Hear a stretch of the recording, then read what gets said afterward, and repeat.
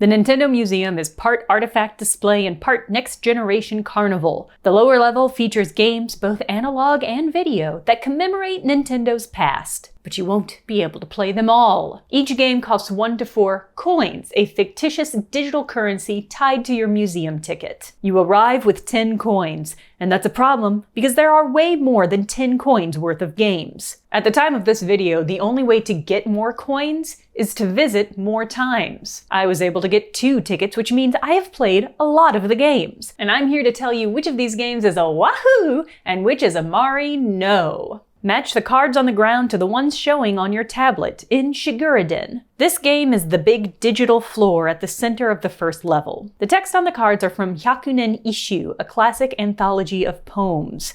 There was a popular card game based on them, and Nintendo published an untold number of decks for it. Plus, Hiroshi Yamauchi, Nintendo's president from 1949 to 2002, must have been a big fan because he founded and invested $20 million into a museum about the collection. That museum was called Shiguriden, although it has since been renamed Saga Arashiyama Museum of Arts and Culture. There's a pamphlet for the original Shiguriden Museum tucked away in a display case on the second floor of this place. It had images of a similar light-up floor, so I think something similar must have been installed there originally. Even if you don't read Japanese, it's still kind of just fun to walk around on a big digital screen and match stuff, so I think this is worth it. That's a wahoo. Play classic Game & Watch games using your Shadow. Game & Watch were the second line of home game consoles that Nintendo ever made. This was before the rise of cartridges, so each system played one game. At the museum, you can play Manhole and Ball. Ball was the first ever Game & Watch. You should definitely play these arcade games if you feel like you missed your calling as a mime. But if you're just like a normal person, all you're really doing is holding up your arms and then shifting them a few inches occasionally. It's just not that fun. Mari, no thanks. Use a grabbing toy to snatch Pokeballs and deposit them in pipes with the Ultra Hand. The Ultra Hand was one of Nintendo's early mega hit toys, released in 1967. It was the first toy made by Gunpei Yokoi, who designed Game & Watch and also the Game Boy. It sold over 1 million units and helped Nintendo get out of some pretty bad debt from some pretty bad investments. After that, Yamauchi made Yokoi the chief engineer of a brand new department at Nintendo, the Department of Games and Toys. It's the department that Nintendo is known for today. This Ultra Hand is just the same design as the original. It's like seeing living history. When I saw it, it was literally like that moment in Jurassic Park when Laura Dern sees a dinosaur for the first time. So if you're a little freak with a deep interest in Nintendo's history, then you're gonna be really excited to see this. If you're a normal human who came to the museum because you like Mario, I don't know if this is gonna be all that exciting for you. But it's only 1 coin. So if you have a leftover coin after playing some other games, maybe give it a try. Wahoo! Step into the batting cages of the Ultra Machine. With a lightweight wiffle bat, knock table tennis balls around a variety of household settings. Each cage has a different scene, and each item a different reaction if you hit it. So like a ceiling fan will turn on its light, or bopping a set of shelves will send it slanting with a big dish-breaking sound. Ultra Machine was Yokoi's follow-up to Ultra Hand, and it was even more successful. It sold over 2 million units. It is functionally just a wiffle ball batting station, but the interactive elements make it so fun. I found things didn't always activate when I hit them. Maybe I hit them too gently or not in the right spot, but this was still one of the most fun games at the arcade. I ended up using my extra coins on day 2 to play the different rooms. So that's a wahoo from me. Big Controller is exactly what it sounds like. Play on a comically big controller. This is a 2-player experience where you and a partner work together on a single SNES, PlayStation controller, Wiimote, Wii Balance Board, etc. I got in line hoping that there would be like a solo rider line, like when you get on a roller coaster and there's a solo rider line for the roller coaster.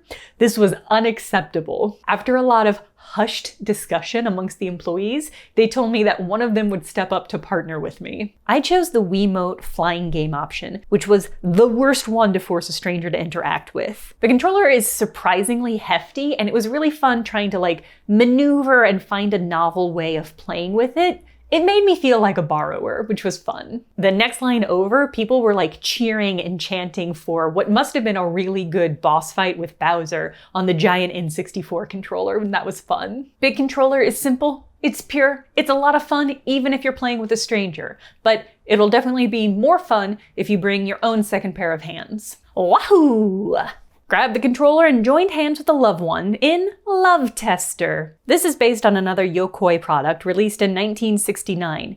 The electric uterus was supposed to test compatibility. Basically, one person grabbed one knob, another person grabbed the other, and it gave you a score from 1 to 100. People loved it. It sold very well. This version has a series of mini-games that use face detection to determine where you are. So you have to dodge or catch stuff while holding onto the controller and to your partner's hand. The employees were very generous to play big controller with me, but I decided not to push my luck and try to get somebody to play Love Tester with me.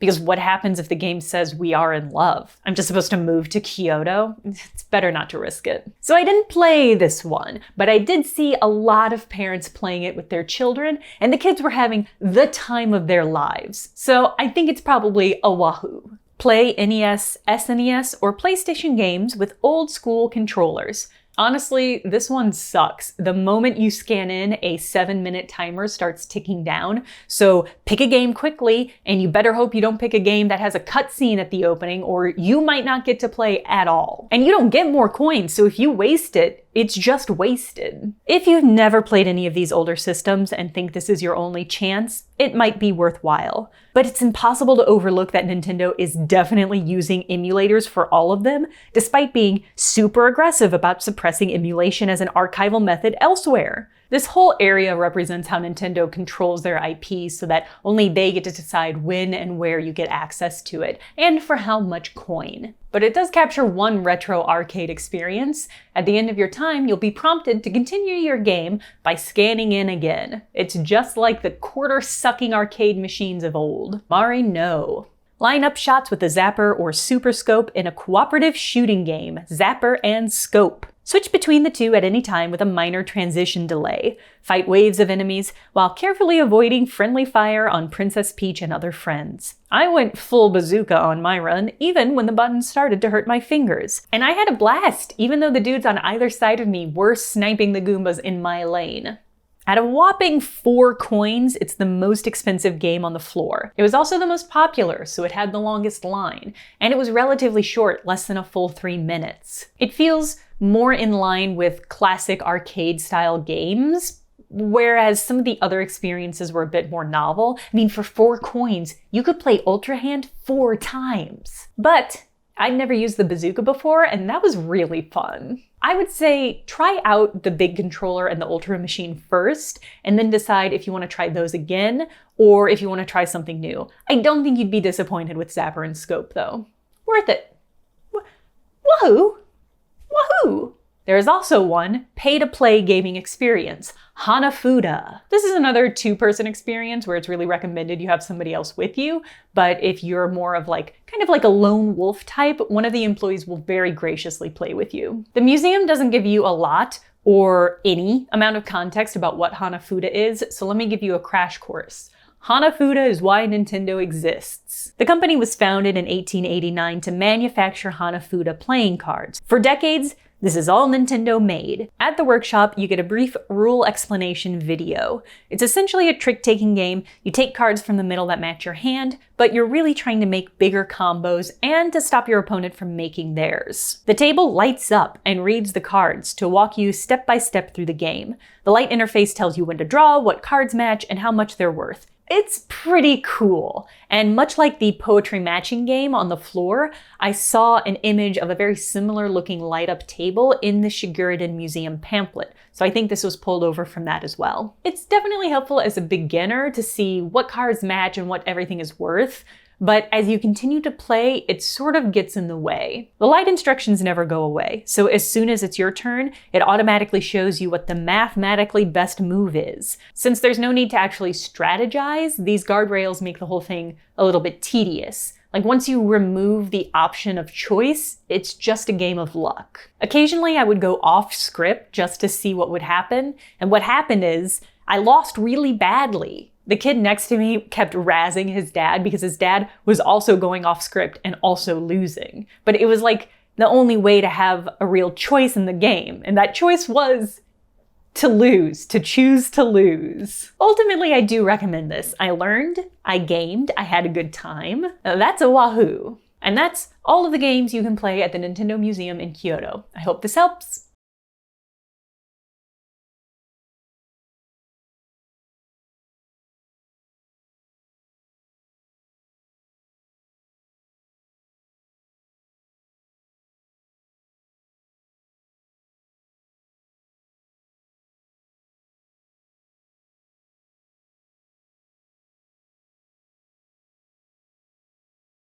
Thank you for watching this video, and an extra special thank you to George Fitzboodle and Zach, who I heard were both so powerful they could do the Love Tester game just by themselves. Incredible! If you want to hear more about the Nintendo Museum, you can watch this video, which looks at the museum as a museum, a shocking stance to take, as well as this video, which is up for subscribers to my Patreon only, patreon.com/thejenna, which looks at the Nintendo Museum as just a tourist destination. You can see that, as well as a ton of travel logs from my trip, up on my Patreon, patreon.com/thejenna. Thank you! Wahoo! That's a big wahoo for me.